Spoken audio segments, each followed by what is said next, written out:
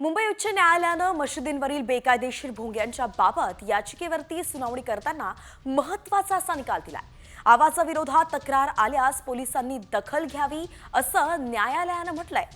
पहिल्यांदा समज द्या, दुसऱ्यांदा उल्लंघन केल्यास स्पीकर जप्त करा अशा सूचनाच मुंबई उच्च न्यायालयानं दिल्या आहेत। तसंच तक्रारदाराचं नाव जाहीर न करण्याचे आदेशही पोलिसांना देण्यात आलेत।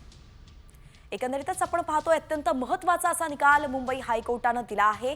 जे मशिदीवरचे भोंगे आहेत ते जप्त करण्याचे निर्देश देण्यात आले आहे। पहिल्यांदा केवळ समज देण्याचं सांगितलंय, परंतु दुसऱ्यांदा पुन्हा हाच प्रकार जर घडला तर थेट त्या भोंगे जप्त करण्याची कारवाई करण्याचे आदेश मुंबई हायकोर्टानं दिले आहे।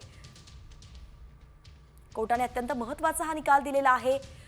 मशिदीवरील भोंग्यांवरून ध्वनी प्रदूषण होतं असं बोललं गेलं होतं आणि म्हणूनच हा महत्त्वाचा निर्णय आता हायकोर्टानं सुनावलाय।